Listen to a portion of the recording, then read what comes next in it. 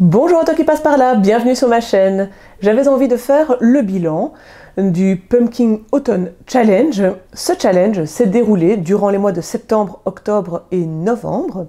Je t'ai présenté ma pile à lire, donc ce que je comptais lire pour ce challenge, sachant que pour le Pumpkin Autumn Challenge, c'était un menu avec plusieurs catégories, sous-catégories, et donc il fallait essayer de mettre des livres en lien avec les différents mots-clés. Si tu as envie de retrouver, de revoir ma pile à lire, eh bien je mettrai également le lien vers cette vidéo-là.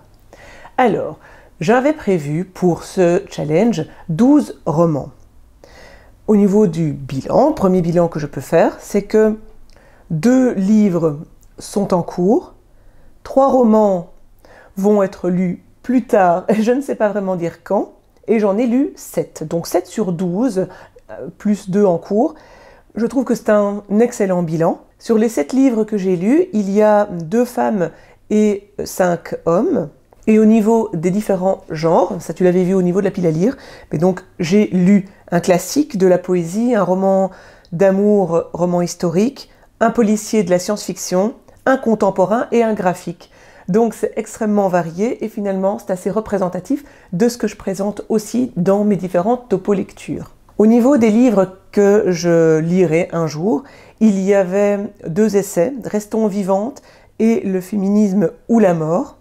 Je ne les ai pas lus, j'avais eu envie et finalement j'étais pas dans ce mood-là où je n'avais pas ce temps pour me plonger dans des essais et pouvoir être un peu plus concentrée, donc je ne les ai finalement pas lus, même si parfois je les sortais.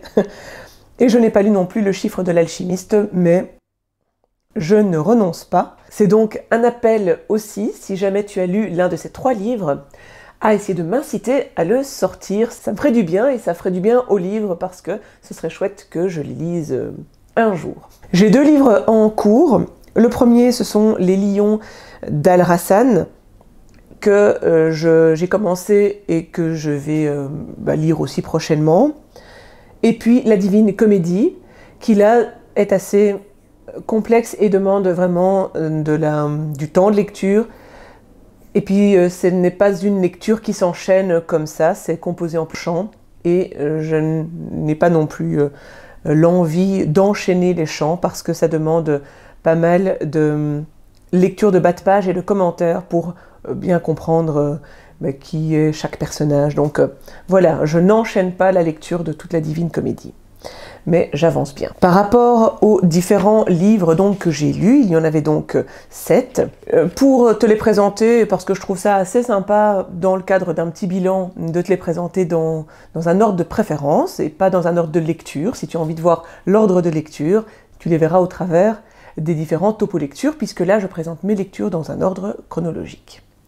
Donc ici, celui que j'ai mis en 7e position, c'est La Chute d'Albert Camus, qui est bien écrit, mais qui m'a moins convenu au niveau du style, puisqu'on va suivre un personnage qui, dans un monologue assez long, s'adresse à une personne rencontrée dans un bar, et il va lui expliquer ce qui lui est arrivé et pourquoi à un moment sa vie ou sa psyché bascule. Et donc on passe dans quelque chose de concret à quelque chose de moins en moins concret parce que de plus en plus digressif. Et donc c'est très bien fait, mais moi je n'ai pas aimé ce style narratif, donc c'est pour ça qu'il se trouve en 7e position. C'est donc le classique que j'ai lu, sa réputation n'est plus à faire, c'est ce que j'ai déjà dit dans le topo lecture, il a son public, je comprends que ça plaise, moi ça ne l'a pas fait, mais voilà. En 6e position, j'ai lu Ali et Nino, là c'est aux éditions Nil, et l'auteur c'est Kurban Saïd, j'espère ne pas me tromper parce que c'est de mémoire. Dans ce livre-là, qui est le livre d'amour et le livre historique, l'histoire d'amour est intéressante. Les personnages aussi sont assez puissants dans leur amour et dans la manière dont ils veulent se réaliser, se retrouver et être ensemble. Par contre, j'ai trouvé que là, le contexte historique prenait trop de place et c'était un contexte historique qui allait dans trop de directions, dans le sens où quand on n'est pas familier du contexte, passer comme ça sur une dizaine de pays, je trouve était trop ambitieux et ne nous permet pas trop de tout comprendre, de tout appréhender ou d'avoir les détails de chacun des contextes politiques.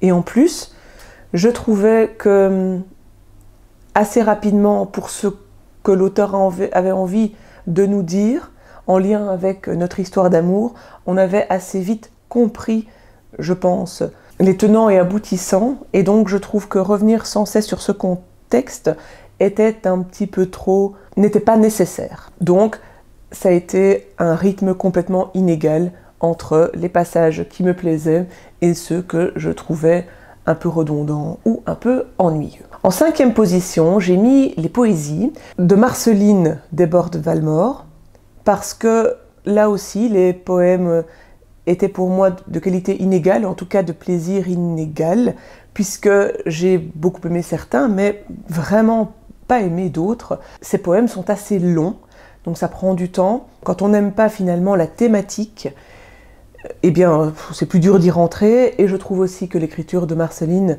est assez ardue. C'est très complexe, et les tournures aussi le sont, les thématiques, c'est pas très concret non plus.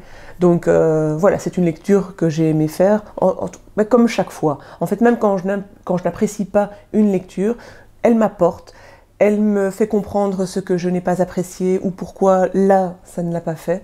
Donc dans tous les cas, et pour plein d'autres raisons, j'aime dans tous les cas faire des lectures que j'ai plus ou moins aimées. Ici c'est le cas, j'ai aimé découvrir cette poétesse, même si ce ne sera peut-être pas la poétesse, en tout cas avec ce recueil de poésie, que je vais mettre en avant ou dans mes tops des poétesses, mais c'est parce que ma sensibilité là ne s'est pas retrouvée non plus. En 4e position, j'ai mis La promesse du bonheur de Justin Cartwright. Là, c'est un roman contemporain. J'ai apprécié son écriture, j'ai aimé le côté psychologique qu'il voulait montrer, parce qu'on suit plusieurs membres d'une famille dont la vie, le destin va tourner, et on va situer l'avant et l'après, parce que c'est une famille qui va retrouver un de ses membres de sa famille. Pour expliciter davantage, la fille aînée est incarcérée ou était incarcérée, elle sort, on apprend au début du roman qu'elle sort, et on va à chaque fois voir quel est le lien qu'elle entretenait, qu'elle entretient avec les autres membres de sa famille et le rôle qu'elle a joué. Il m'a manqué un côté après, parce qu'on parle beaucoup des retrouvailles. J'ai l'impression, ou je sens, en tout cas j'ai senti à la fin que c'était voulu par l'auteur, mais encore une fois, il m'a manqué quelque chose, parce que on comprend ce qui veut être dit, mais ça ne va pas assez loin, parce que pour moi il manque cette étape-là, l'après-retrouvailles. Et puis je trouve aussi que beaucoup de personnages étaient évoqués, et là aussi ils avaient peu d'intérêt dans l'histoire, donc ces personnages secondaires, au lieu de rajouter une dimension psychologique pour qu'on comprenne les interactions entre les personnages, pour moi, rajoutaient des longueurs. Donc voilà, j'ai moins apprécié ce roman-là. Puis on arrive à mon trio de tête, et ces 3 lectures-là ont été très agréables, et j'ai énormément apprécié ce que j'ai découvert. En 3e position, c'est De fièvre et de sang de Cédric Cyr. C'est donc du policier thriller. C'était mon premier Cédric Cyr aussi, et là j'étais très contente, parce que il a une manière de nous faire entrer dans l'histoire qui est vraiment excellente. Le rythme est très bon, les personnages sont bons, et donc pour du policier, pour cette enquête, honnêtement, beaucoup de bons ingrédients. J'ai beaucoup aimé faire cette lecture, cette découverte avec cet auteur, comme je l'ai dit juste avant, et j'ai trouvé aussi que l'enquête se menait, il y avait une très bonne ambiance, et il y avait un élément fantastique qui était agréable aussi, qui rajoute une petite touche. Donc, en 3e place, très bonne lecture. En 2e position, j'ai mis L'été et la mer de George Turner. Là, on est sur de la science-fiction, mais plutôt dans le genre de l'anticipation. On est sur un roman qui prend son temps. On va pouvoir découvrir comment le monde a évolué. On n'est pas très loin de nos jours, parce qu'on est en 2044, quand le monde bascule, en tout cas s'effrite.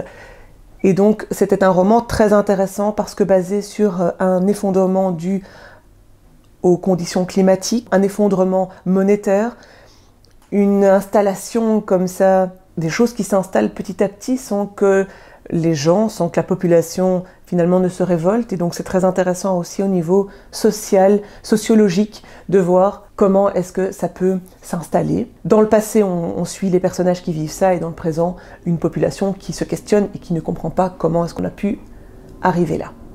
Voilà, j'ai beaucoup aimé ce roman. Le rythme était parfois aussi un petit peu inégal, mais je trouve que c'est un roman qui a beaucoup de fond. J'aimais la plume aussi de cet auteur. Ça date de 1980 et quelques, je ne sais plus exactement, donc ça fait pas mal de temps et c'est toujours d'actualité, donc ça reste toujours glaçant. Voilà, c'est une très très bonne lecture. Celui que je mets en première position, c'est « Et à la fin, il meurt » de Lou Luby. C'est un graphique, et c'est un graphique qui va se concentrer sur les contes merveilleux. Lou Luby va nous présenter pas mal de facettes sur les contes merveilleux. Déjà, on va apprendre ce qu'est un conte merveilleux, quels sont les différents conteurs qui forment un socle, une base dans les contes merveilleux. Et puis, elle va aussi aller sur d'autres thématiques qui peuvent être les liens avec les femmes, la religion, etc. Donc c'était très intéressant. Elle source, elle documente les différents éléments qu'elle appuie. Il y a énormément d'humour dans son graphique. Et voilà, moi j'aime beaucoup aussi le graphisme. Donc beaucoup de choses pour me plaire. J'ai vraiment adoré ce graphique que je te recommande aussi. Voilà pour ce petit bilan. J'avais pas envie de le faire trop long. En tout cas, moi j'ai aimé faire ce bilan du Pumpkin Autumn Challenge. J'en ai fini, j'ai tout dit. Si toi tu as envie de rajouter quelque chose, tu sais où me trouver. Je te retrouve très vite pour une prochaine vidéo. Et en attendant, que le plaisir de lire soit avec toi.